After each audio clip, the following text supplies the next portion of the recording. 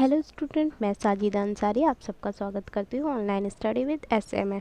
आज की जो हमारी बुक का नाम है वो है MPS 001 अंतर्राष्ट्रीय संबंध सिद्धांत एवं समस्याएं, M A first year IGNOU university. आज का जो हमारा टॉपिक है वो है राजनीतिक सिद्धांत क्या है, उसका महत्व एवं उपयोगिता है। ठीक है, सबसे पहले हम राजनीतिक सिद्धांत क्या है इसके बारे में जानते हैं। ठीक है, राजनीतिक सिद्धांत का क्या अर्थ है, आइए देखते हैं। राजनीतिक सिद्धांत राजनीतिक घटनाओं, तथ्यों और अवलोकन पर आधारित निष्कर्षों के समूह को कहते हैं। ठीक है, राजनीतिक सिद्धांत हम किसे कहते हैं? जो भी राजनीति से जुड़ी जो भी घटनाएं होती है, जो भी तथ्य होते हैं, जो भी अवलोकन होते हैं, उसके जो निष्कर्ष होते हैं उनके समूह को कहते हैं। ठीक है, ये एक व्यापक चीज़ है। ठीक है, राजनीति से जुड़ी जो भी बातें होती है वो राजनीतिक सिद्धांत के अंतर्गत आती है। ठीक है,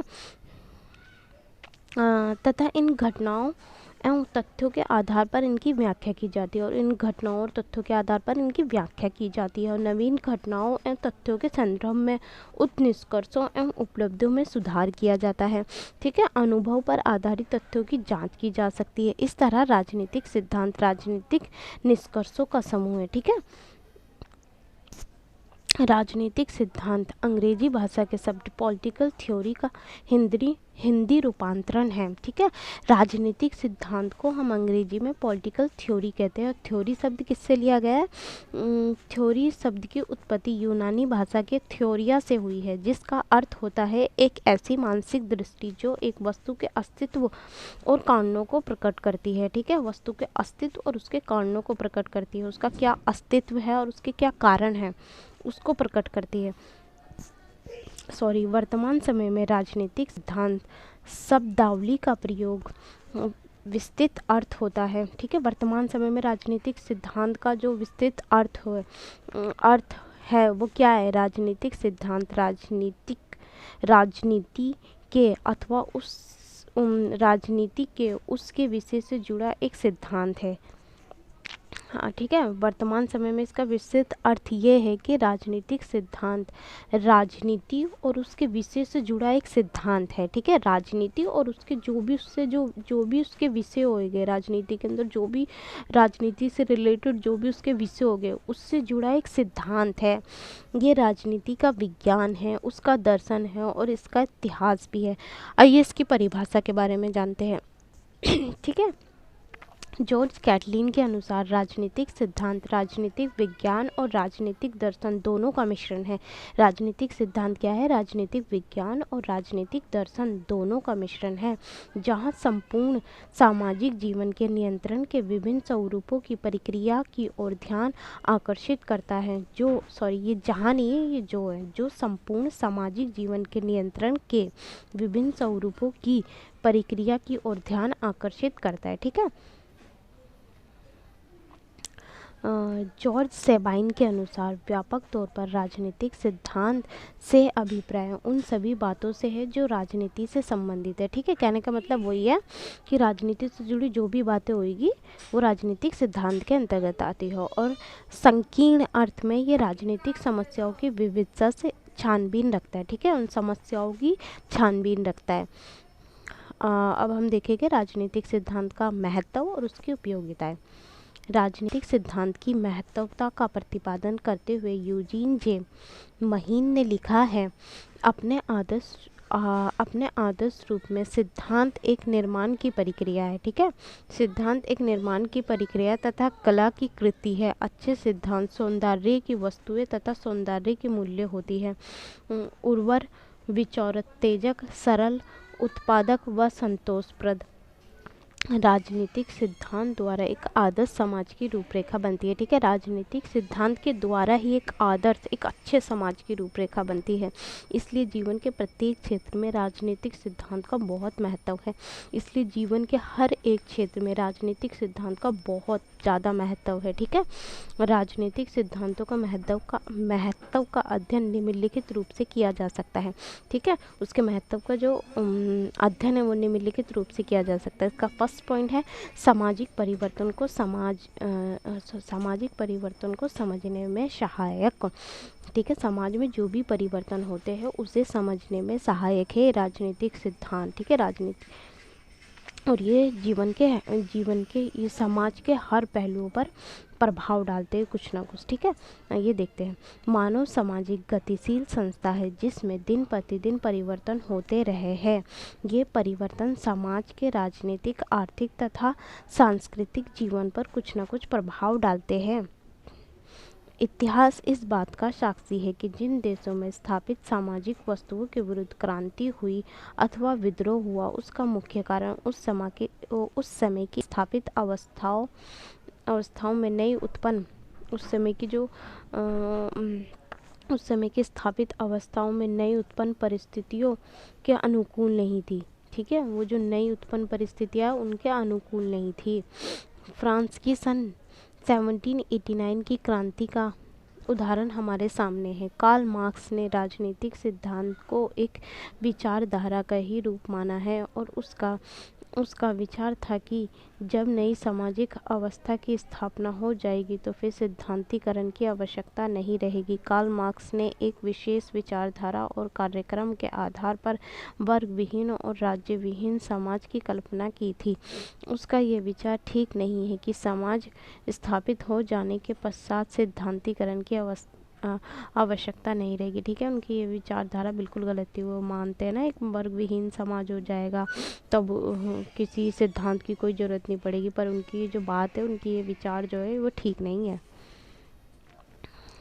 सेकंड पॉइंट है राजनीतिक सिद्धांत की राजनीतिज्ञों, नागरिकों तथा पथशासकों के लिए उपयोगिता। ठीक है, राजनीतिक सिद्धांत की राजनीतिज्ञों के लिए, नागरिकों के लिए और पथशासकों के लिए बहुत ज़्यादा उसकी उपयोगिता है। राजनीतिक सिद्धांत के द्वारा ही वास्तविक राजनीति के अनेक स्वरूपों का शीघ्र ही ज्ञान प्राप्त होता है। ठीक है, उसके द्वारा ही, राजनीतिक सिद्धांत के द्वारा ही वास्तविक राजनीति के जो भी स्वरूप होते हैं, जो भी उसके जितने भी रूप होते हैं, उसका हमें शीघ्र ही ज्ञान प्राप्त होता है, जिस कारण से हम अपने सही निर्णय ले सकते हैं।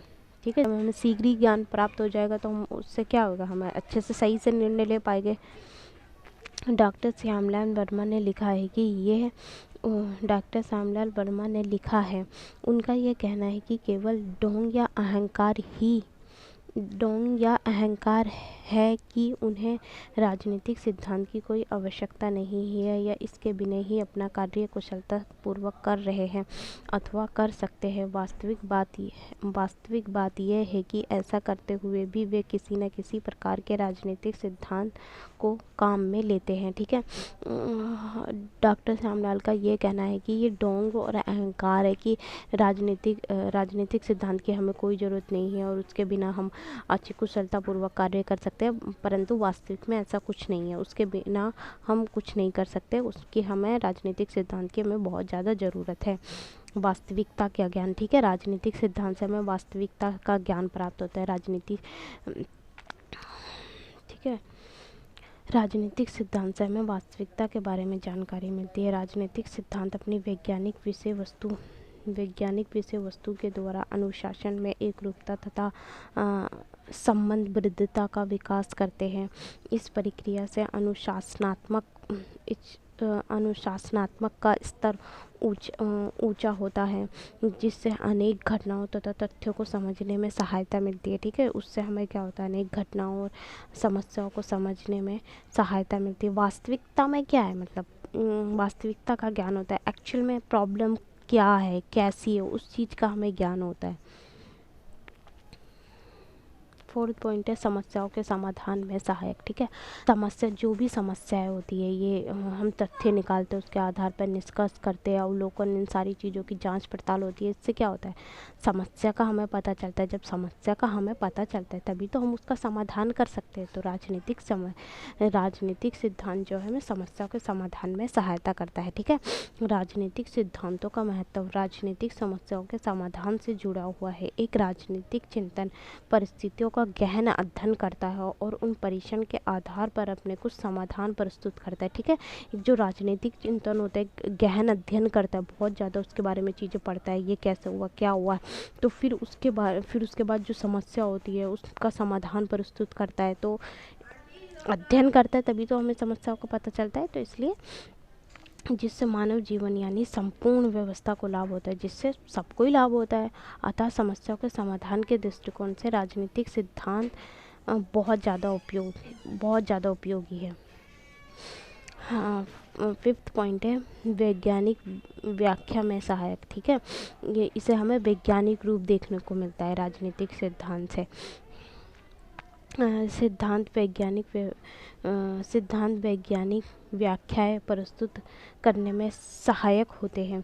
ये राजनीतिक विज्ञान को सामान्यकरणों पर आधारित करके राजनीतिक व्यवहार को एक विज्ञान बनाने का प्रयास करता है। ये नवीन क्षेत्रों की खोज कर नवीन सिद्धांतों को नियम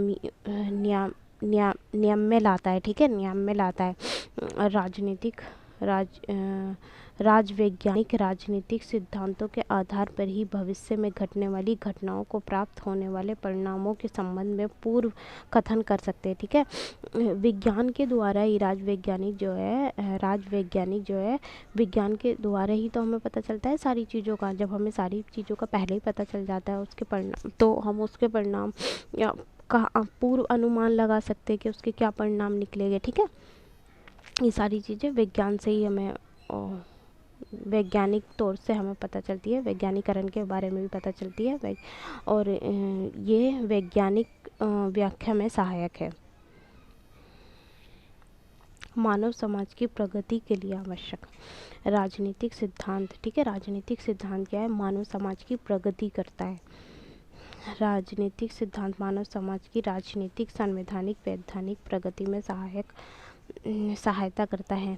इनके द्वारा नवीन तथ्यों का ज्ञान होता है। ठीक है, इनके द्वारा ही तो नवीन तथ्यों अवलोकन सारी चीज़ों का हमें ज्ञान होता है। आने वाली समस्याओं के संबंध में पूरा अनुमान करने में सहायता प्राप्त होती है। और जो पहले से जो नवीन तथ्यों मतलब नई नई चीज़ों की हमें जानकारी होती है, उसका ज्ञान होता है। और आने वाली समस्याएं और जो भी आने वाली पहले से जो भी समस्या आने वाली है उसका हमें पहले से ही पता चल जाता है, उसका हम पहले से ही अनुमान लगा लेते हैं।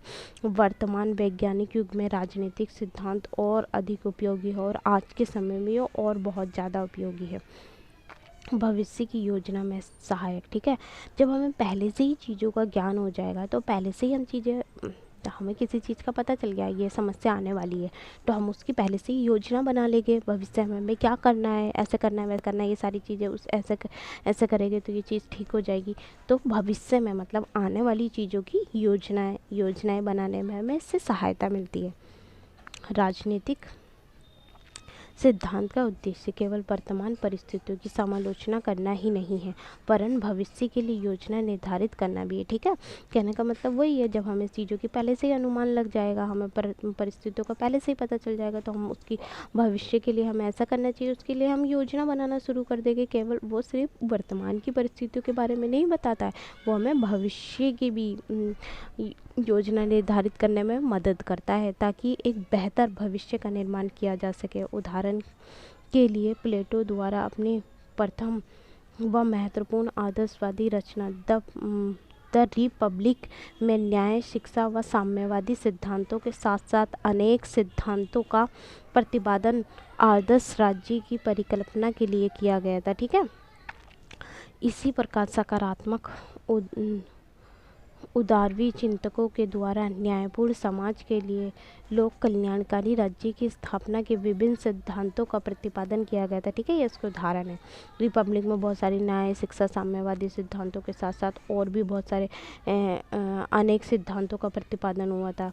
ठीक है, 8 पॉइंट है औचित्यपूर्ण सिद्ध करना। ठीक है, मतलब औचित्य मतलब क्या सही है, क्या औचित्य है, उसका प्रतिपादन करता है। राजनीतिक क्षेत्र में विभिन्न कार्यों का औचित्य प्रतिपादन करने का कार्य राजनीतिक सिद्धांत करते हैं।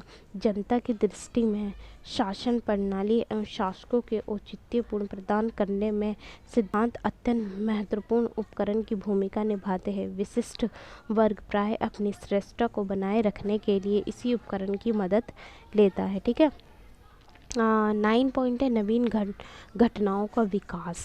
जो भी नवीन घटनाएं होती है, जो नई घटनाएं होती है, उनका भी विकास करता है। सभी समय की परिस्थिति एक जैसी थोड़ी ना रहती है, तो जो आने वाली नई जो घटना होती है उनका भी विकास करता है। ठीक है, सभी समय में परिस्थितियाँ एक जैसी नहीं होती। प्रत्येक राजनीतिक विचारक अपने समय समय की परिस्थितियों को ध्यान में रखते हुए नई नई अवधारणाएं प्रस्तुत करता है। मध्यकालीन युग के बाद बौद्धिक जागरण, धार्मिक सुधार आंदोलन व औद्योगिक क्रांति में उदारवाद को सामने लाया और व्यक्तिगत स्वतंत्रता की अवधारणा का जन्म हुआ। उसी प्रकार परंपरागत उदारवादी सिद्धांत के विरोध में समाजवादी और मार्क्सवादी सिद्धांत का उदय और आर्थिक समानता की अवधारणा का विकास हुआ। ठीक है, नई नई चीज़ों का भी, अब हर समय थोड़ा ना एक चीज़, पहले कुछ और चीज़ें चलती है, कुछ और चीज़ें चलती है, तो नई नई चीज़ों का भी व्याख्या करता है, नई नई अवधारणाओं की भी व्याख्या होती है इसमें। 10th पॉइंट है अनुशासन बनाए रखना। अनुशासन को बनाए रखने में बहुत ज़्यादा महत्वपूर्ण भूमिका निभाता है। ठीक है, राजनीतिक विज्ञान का एकीकरण, शोध, विभाजन आदि राजनीतिक सिद्धांत पर ही निर्भर रहता है। ठीक है, राजनीतिक विज्ञान का एकीकरण, शोध, विभाजन आदि राजनीतिक सिद्धांत पर ही निर्भर रहता है, क्योंकि इससे व्यवहार में अनुशासन बनाए रखने में सहायता मिलती है। ठीक है, इन सारी चीज़ों से क्या है, इन सारी चीज़ों से व्यवहार में अनुशासन को बनाए रखने में सहायता मिलती है। ठीक है, 11th पॉइंट है संतुलनकारी भूमिका। राजनीतिक सिद्धांत घटनाओं तथा मानवीय मूल्यों के बीच संतुलन स्थापित करने का कार्य भी बहुत अच्छी तरीके से करता है। ठीक है, संतुलन बनाए रखना, घटनाओं और मानवीय मूल्यों, उन दोनों के बीच जो संतुलन बनाए रखने में भी बहुत अच्छी भूमिका निभाता है। ठीक है, घटनाओं और मानवीय मूल्यों के बीच संतुलन स्थापित करने के लिए ही राजनीतिक सिद्धांत को अपने स्वरूपों में परिवर्तन लाना पड़ता है। ठीक है, इसलिए तो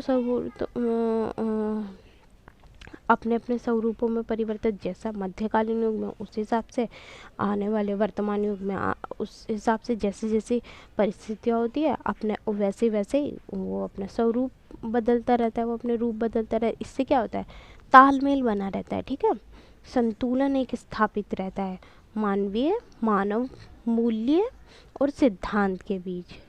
राजनीतिक सिद्धांत घटनाओं और मानवीय मूल्यों के बीच संतुलन बनाए रखता है। ठीक है,